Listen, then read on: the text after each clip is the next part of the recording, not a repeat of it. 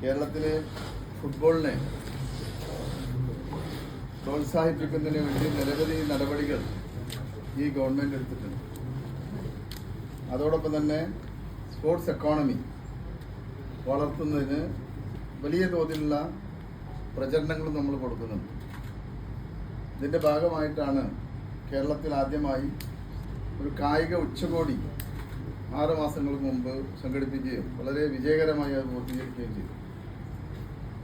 ഏകദേശം 5000-ലധികം കോടി രൂപയുടെ സ്വകാര്യ നിക്ഷേപം ഇതുമായി ബന്ധപ്പെട്ട് കേരളത്തിൽ വരികയാണ്. അതിൽ ഒട്ടുമിക്ക പദ്ധതികളും ഇപ്പോൾ ആരംഭിച്ചു. കായിക ഇനങ്ങളെ കൂടുതൽ പ്രോത്സാഹിപ്പിക്കുക എന്നുള്ളതിൻ്റെ ഭാഗമായിട്ടാണ് ഇപ്പോൾ അർജന്റീനിയൻ നാഷണൽ ടീമിനെ കേരളത്തിലേക്ക് ക്ഷണിക്കുന്നതിന് വേണ്ടി കഴിഞ്ഞ ദിവസം നമ്മൾ സ്പെയിനിൽ പോയിരുന്നു. നിങ്ങൾക്കറിയാവുന്നതാണ്. സ്പെയിനിൽ വെച്ച് ടീമിൻ്റെ ബന്ധപ്പെട്ടവരുമായി സംസാരിക്കുകയും 2025 ഇന്ത്യയിൽ അർജന്റീനിയൻ മാച്ച് ഒരു സൗഹൃദ മത്സരം നടത്താമെന്ന് അവർ സമ്മതിക്കുകയും ചെയ്തു. സർക്കാരിനെ സംബന്ധിച്ചിടത്തോളം വലിയ സാമ്പത്തിക ബാധ്യത ഇതുമായി വരും എന്നുള്ളതുകൊണ്ട് സാമ്പത്തിക സഹകരണം ആവശ്യമായി വന്നു. ഇതിൻ്റെ അടിസ്ഥാനത്തിലാണ് കേരള ഗോൾഡൻ സിൽവർ മർച്ചൻ്റ് അസോസിയേഷനുമായി ഒന്ന് സംസാരിക്കും. അവർ കത്ത് മുഖാന്തരം അവരെ അറിയിക്കുകയും ഗോൾഡൻ സിൽവർ മർച്ചൻ്റ് അസോസിയേഷൻ സംസ്ഥാന വ്യാപാരി വ്യവസായിയുമായി ചർച്ച നടത്തുകയും അവരൊന്നിച്ച് തന്നെ കേരളത്തിൽ ഈ മത്സരം സംഘടിപ്പിക്കാൻ സന്നദ്ധ അറിയിച്ചിട്ടുണ്ട്. അപ്പോൾ ഇതിൻ്റെ ഭാഗമായിട്ടാണ് ഇപ്പോൾ ഈ മത്സരം നമ്മൾ അടുത്ത വർഷം നടത്താൻ പോകും. സർക്കാരിൻ്റെ പൂർണ്ണ നിയന്ത്രണത്തിലാണ് ഈ മത്സരം നടക്കുക. ഇതിനാവശ്യമായിട്ടുള്ള മുഴുവൻ സാമ്പത്തിക സഹായവും കേരളത്തിലെ വ്യാപാര സമൂഹം എന്നാണ് പറഞ്ഞിട്ടുള്ളത്. ഏറ്റവും ജനകീയമായിട്ട് തന്നെ ഈ മത്സരം കേരളത്തിൽ നടത്താനും നമ്മുടെ രാജ്യത്ത് തന്നെ ലോകത്ത് തന്നെ 1-ാം നമ്പർ ടീമായിട്ടുള്ള അർജന്റീന മെസ്സി അടക്കമുള്ള നാഷണൽ ടീം ഇവിടെ വരികയാണ്. ഇതുമായി ബന്ധപ്പെട്ടുള്ള ഔദ്യോഗികമായിട്ടുള്ള ഒരു പ്രഖ്യാപനം അത് അർജന്റീനയാണ് നടത്തുന്നത്. അവർ അടുത്ത 1.5 മാസത്തിനകം ഒരു കേരളത്തിൽ വരും. കേരളത്തിൽ വന്നതിന് ശേഷം ഔദ്യോഗികമായി സർക്കാരും അർജന്റീനൻ നാഷണൽ ടീമും സംയുക്തമായിട്ടുള്ള ഒരു പ്രഖ്യാപനം നടത്താനാണ് ഇപ്പോൾ തീരുമാനിച്ചിട്ടുള്ളത്. ഇതുമായി ബന്ധപ്പെട്ട എല്ലാ ഒരുക്കങ്ങൾക്കും സർക്കാർ നേതൃത്വം നൽകും. സെക്യൂരിറ്റി അടക്കമുള്ള കാര്യങ്ങളുണ്ട്. ഇതെല്ലാം തന്നെ ഗവൺമെന്റാണ് നേരിട്ട് ചെയ്യുന്നത്. ഈ അർജന്റീന ടീം കേരളത്തിൽ വരുമെന്ന് താങ്കളിപ്പോൾ പറയുന്നു. അപ്പോൾ അത് എന്തെങ്കിലും ഒരു ഒഫീഷ്യൽ അഗ്രിമെന്റ് ആയിട്ടുണ്ടോ, അതല്ല ഒരു വാക്കാലുള്ള ധാരണയാണോ? അർജന്റീന ടീമുമായി കൃത്യമായി തന്നെ കമ്മ്യൂണിക്കേഷൻ ഇല്ലാതെ ഇപ്പോൾ പറയാൻ കഴിയും. ഇതിനു മുമ്പും നമ്മൾ പറഞ്ഞിരുന്നല്ലോ, നിങ്ങളൊക്കെ എഴുതിയിരുന്നല്ലോ. ഇപ്പോൾ ഇത്തരത്തിൽ ഇത് പറയാൻ കാരണം കൃത്യമായി തന്നെ അവർ ഫിഫ വിൻഡോ പ്രകാരം വരുന്ന സമയം നിശ്ചയിച്ചിട്ടുണ്ട്. ഇതിൽ മറ്റൊരു കാര്യം നമ്മൾ കാണാനുള്ളത്, നമ്മളല്ല ഇത് സർക്കാരുമായി സംയുക്തമായി അർജന്റീന ടീമുമായിട്ടാണ് നമ്മളിതിൽ പ്രഖ്യാപിക്കേണ്ടത് ഡേറ്റ്. അപ്പോൾ തീയതി അവർ വന്നതിന് ശേഷം അവർ പ്രഖ്യാപിക്കും. അതെ, അതിന്റെ ബന്ധപ്പെട്ട ആളുകൾ, അസോസിയേഷൻ്റെ ആളുകൾ. നമുക്ക് കേരളത്തിലല്ലേ, കേരളത്തിലാവുമ്പോൾ നമുക്ക് തന്നെ അറിയാമല്ലോ എവിടെയുണ്ട്. അതൊക്കെ നമുക്ക് പറയാം. പരിശോധന നടക്കട്ടെ. കേരളത്തിൽ ഇപ്പോൾ കൊച്ചിയുണ്ട്. കൊച്ചി താരതമ്യേന നല്ലതാണ്. പിന്നെ കോഴിക്കോടൊക്കെ തന്നെ ഈ ജനങ്ങൾ ഉൾക്കൊള്ളാനുള്ള ഒരു പ്രശ്നമുണ്ട്. ഇപ്പോൾ തന്നെ കേരള സ്റ്റേറ്റ് ലീഗ് നടന്നപ്പോൾ തന്നെ അവിടെ ആളുകളെ ഉൾക്കൊള്ളാൻ തന്നെ പ്രയാസമായി. ഏറ്റവും ചുരുങ്ങിയതൊരു 50,000-ലധികം ആളെങ്കിലും ഉൾക്കൊള്ളാൻ കഴിഞ്ഞാലല്ലേ ഇവർക്ക് കൂടി അതിനൊരു പ്രയോജനം ലഭിക്കും.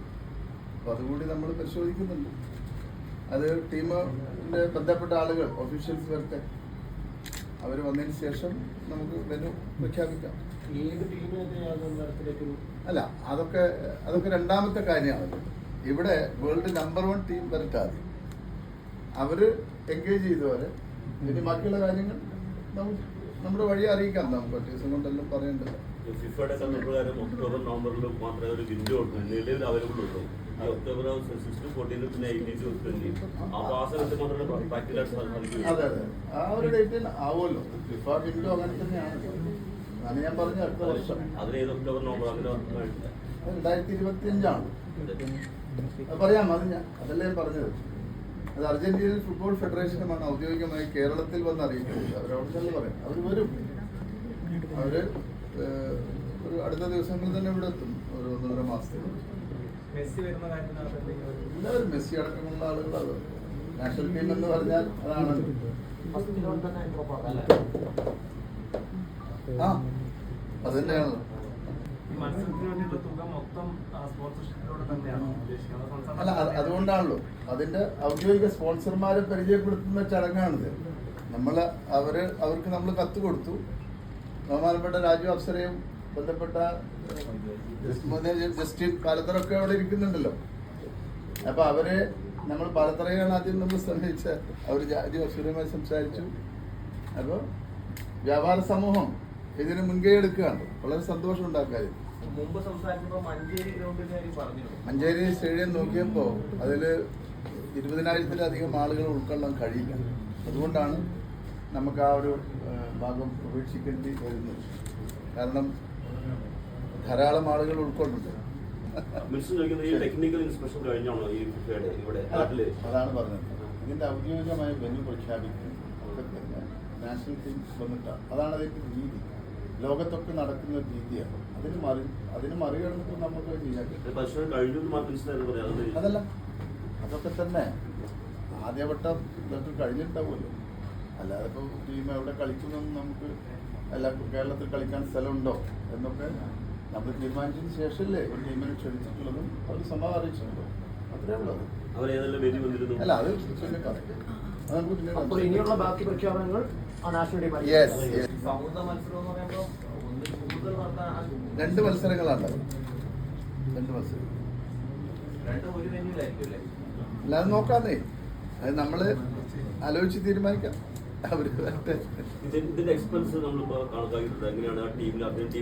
അല്ല, ആ കാര്യങ്ങളിലൊക്കെ നമ്മൾ കടക്കാൻ പോകുന്നത്.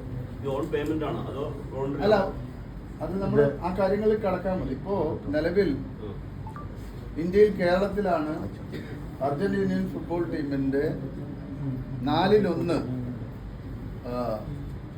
ഫാൻസ് ഉള്ളത്. അവരെ സംബന്ധിച്ചുള്ള ഏറ്റവും കൂടുതൽ ഫാൻ ബേസ് ഉള്ള രാജ്യമാണ് ഇന്ത്യ, അർജന്റീനൻ ടീമിനെ സംബന്ധിച്ചിടത്തോളം. അതുകൊണ്ട് അവർക്കിവിടെ വരാൻ താല്പര്യം കൂടുതൽ. അതാണ് അതിൻ്റെ ഒരു പ്രധാനപ്പെട്ട കാര്യം. പണത്തിലപ്പുറം അതാണ്. അവരൊരു ഫാൻ ബേസ് ഏറ്റവും സ്ട്രോങ് ആയിട്ടുള്ള ഒരു സംസ്ഥാനമാണ് നമ്മൾ. അതുകൊണ്ട് അതുകൂടിയാണ് അവർ നോക്കുന്ന ഒരു കാര്യം. അല്ലാതെ നമ്മൾ തീരുമാനിക്കാം. അല്ല, നോക്കൂ, അതൊക്കെ നമ്മൾ ആലോചിക്കാതിരിക്കുമോ? അതിനെ ആലോചിക്കുന്നുണ്ട്. അത് നമുക്കത് തീർച്ചയായിട്ടും ആ ഒരു കാര്യം നമ്മൾ പിന്നീട് അറിയിക്കാം. നമ്മൾ ആദ്യം ഈ ഒരു കാര്യം വേൾഡ് നമ്പർ 1 ആദ്യം എൻഗേജ് ചെയ്യുക. അതിനുശേഷമല്ല മറ്റുള്ള കാര്യം. ഇതിലിപ്പോ ഈ അർജന്റീന അസോസിയേഷൻ ആളുകൾ 1.5 മാസത്തിനുള്ളിൽ വരും. വന്ന് അവര് ഇവിടെ പശ്ചാത്തല സൗകര്യം മറ്റു കാര്യങ്ങളൊക്കെ പരിശോധിക്കും. അപ്പൊ അതിനുശേഷമായിരിക്കില്ല അവരുടെ ഒരു അല്ല, അവര് വരുമ്പോൾ തന്നെ അത് പ്രഖ്യാപിക്കാനാണ് വരുന്നത്. അവര് ഓൾറെഡി ടീം വരാൻ ഒരു തീരുമാനം ഫൈനലായി കഴിഞ്ഞു. അതിന് മാറ്റമില്ല. നമുക്ക് ഈ ഒരു കാര്യത്തിൽ അതൊക്കെ പിന്നീടുള്ള കാര്യങ്ങളാണ്. ഫോറിൻ അഫയേഴ്സിൻ്റെ ഒക്കെ ഇപ്പോൾ നമ്മൾ ക്യൂബൻ ടീം വന്നിരുന്നു, യൂറോപ്യൻ ടീമുകളൊക്കെ തന്നെ കേരളത്തിൽ വന്നിരുന്നു, ഇന്ത്യയിൽ വരുന്നുണ്ട്. അത് അതിൻ്റെ ഒരു പ്രോസസ്സാണ്. അതിലൊന്നും മറ്റ് സാങ്കേതിക തടസ്സങ്ങളൊന്നുമില്ല. ആ സമയത്ത് അവർ വിസക്ക് അപ്ലൈ ചെയ്യണം, അത്രയല്ലേ ഉള്ളൂ. അതവർ ചെയ്യും. അങ്ങനെയാണല്ലോ അതിൻ്റെ ഒരു രീതി. തീർച്ചയായിട്ടും ആ സമയത്ത് ബഹുമാനപ്പെട്ട കായിക വകുപ്പ് മന്ത്രിയുമായൊക്കെ തന്നെ നമ്മൾ ചർച്ച നടത്തും. ആദ്യം ഒരു നിലം ഒരുങ്ങണ്ട. ആദ്യം അത് ഒരുങ്ങിക്കഴിഞ്ഞല്ലോ. നമ്മുടെ രാജു അഫ്സറുണ്ട്, ആൻഡ് പിന്നെ വലത്തറുണ്ട്. ഇതൊന്നും പറയുന്നു, വെറുതെ പറഞ്ഞാൽ നമ്മുടെ കേരള സർക്കാർ വ്യാപാര സമൂഹത്തെ എങ്ങനെ സഹായിക്കാം എന്നതിൻ്റെ കൂടി ഒരു പദ്ധതിയുടെ ഭാഗമായിട്ടാണ് ഈ ഫുട്ബോൾ അസോസിയേഷൻ്റെ ഈ കേരളത്തിലേക്കുള്ള വരവും ഈ കളിയും. കാരണം ഞങ്ങൾ 14 ലക്ഷത്തോളം ചെറുകിട വ്യാപാരമാണ് കേരളത്തിലുള്ളത്. ഇന്ന് കോർപ്പറേറ്റുകളുടെ വരവോടുകൂടി വലിയ പ്രതിസന്ധി നേരിടുന്ന ഈ സാഹചര്യത്തിൽ 14 ലക്ഷത്തോളം വരുന്ന വ്യാപാരികളെ കൂടെ പങ്കെടുപ്പിച്ചുകൊണ്ടാണ് ഈ പ്രോഗ്രാം നടത്താൻ ഉദ്ദേശിക്കുന്നത്. അപ്പോൾ അതിലൂടെ നമ്മൾ ഇവർക്ക് പോയിന്റ്സ്, നമ്മുടെ വ്യാപാര സ്ഥാപനത്തിൽ സാധനങ്ങൾ വാങ്ങുന്നവർക്ക് പോയിന്റ്സുകൾ കൊടുക്കുകയും ആ പോയിന്റ്സുകൾ മുഖാന്തരം ഇവർക്ക് ടിക്കറ്റ് ലഭിക്കുകയും ചെയ്യുന്ന ഒരു സംവിധാനമാണ് ഞങ്ങൾ ഇതിനകത്ത് ഒരുക്കിയിരിക്കുന്നത്. അപ്പോൾ അതിലൂടെ കേരളത്തിലെ ഫുട്ബോൾ പ്രേമികൾക്ക് 1 രൂപ പോലും ചിലവാകാതെ അവർക്ക് ടിക്കറ്റ് കരസ്ഥമാക്കാൻ സാധിക്കും. അതിലൂടെ വ്യാപാര രംഗത്ത് വലിയൊരു ഉണർവുണ്ടാകുകയും, നമുക്കറിയാം ഇപ്പം ഇ കൊമേഴ്സ് ഓൺലൈൻ ബിസിനസ്സിലൂടെ സർക്കാരിലേക്ക് ലഭിക്കേണ്ട GST ലഭിക്കുന്നില്ല. വളരെയധികം വെട്ടിപ്പാണ് ആ മേഖല നടക്കുന്നത്. എന്നാൽ ഇത്തരത്തിൽ ഓപ്പൺ വ്യാപാരത്തിലൂടെ നമുക്ക് സിസ്റ്റമാറ്റിക് ആകുന്നതോടുകൂടി സ്വാഭാവികമായും വ്യാപാരത്തിലുണ്ടാകുന്ന ഈ സർക്കാരിലേക്ക് വരുന്ന GSTയുടെ കുറവ് നികത്തുവാൻ, അതോടൊപ്പം തന്നെ വ്യാപാര മേഖല ഉണർവുണ്ടാകുക, എല്ലാ മേഖലയിലും ഉണർവുണ്ടാകാനും സാധിക്കും. നമുക്കറിയാം 1 ലക്ഷത്തോളം വ്യാപാര സ്ഥാപനങ്ങളാണ് ഈ അടുത്ത കാലത്ത് കൂട്ടിപ്പോയിരിക്കുന്നത്. 5 ലക്ഷത്തോളം തൊഴിലാളികൾക്ക് തൊഴിൽ നഷ്ടപ്പെട്ടു. അപ്പോൾ കേരളത്തിലെ ജനവിഭാഗങ്ങളുടെ വാങ്ങൽ ശേഷി കുറഞ്ഞുകൊണ്ടിരിക്കുന്നു.